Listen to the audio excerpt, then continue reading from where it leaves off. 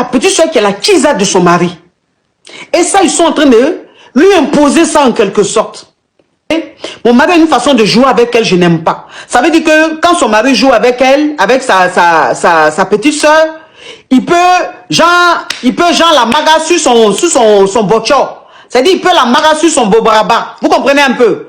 Il peut la maga sur son bobaraba. Il peut essayer un peu de... C'est-à-dire, il fait des trucs. Tu sens que c'est pas simple. C'est pas simple.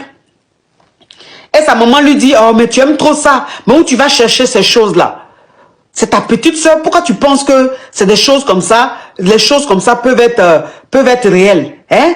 Faut arrêter ça. Tu te fais trop d'idées. Laisse ça. C'est ton mari, c'est ta petite soeur, c'est son beau.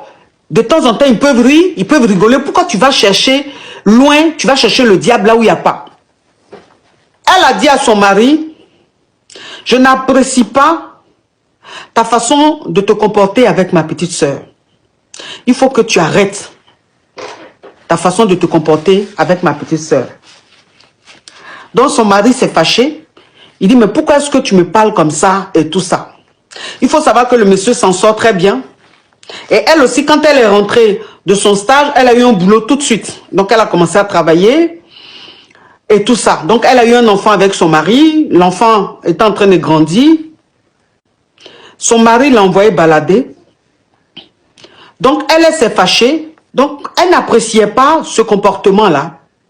Elle s'est levée un matin. Elle a dit à sa maman de retourner chez elle. Elle a dit à sa petite soeur de quitter chez elle. Donc, elle a mis sa petite soeur et sa maman à la porte. Elle leur a dit de partir de chez elle. Donc, elles sont parties de chez elle. Et elle et sa maman étaient en froid. Pendant qu'elle était en froid avec sa maman a appelé son mari. Son mari allait le voir. Son mari allait voir sa belle-mère.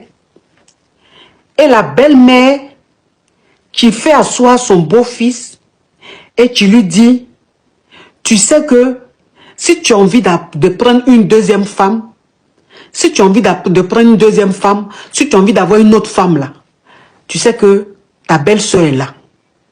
Moi-même là, je suis d'accord. Moi-même, je donne la bénédiction. J'accepte. Donc, tu peux prendre ta belle-sœur comme ta deuxième femme. Moi, ça ne me dérange pas. Je veux que tu le fasses. Donc, le monsieur, il est dans la maison, là. Il est comme...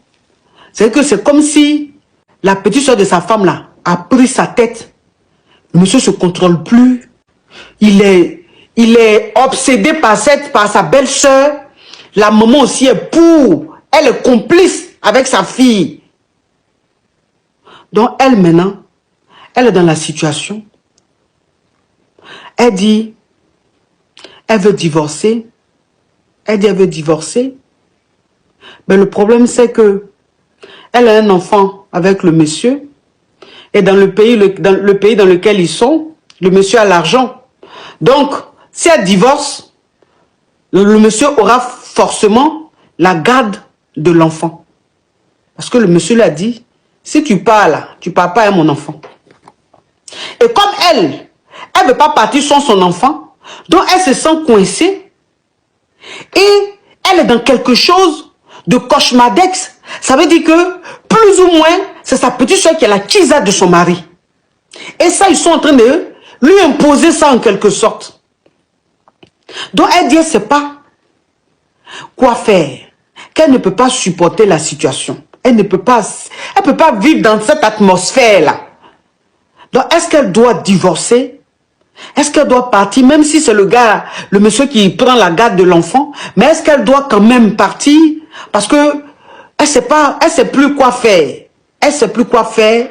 Elle n'est pas heureuse. Elle dort pas. Elle est très, très, très anxieuse. Elle est très pensive et tout ça. Donc, elle a besoin qu'on lui dise ce qu'elle doit faire. Elle a besoin de l'avis des caviars et des Yougos.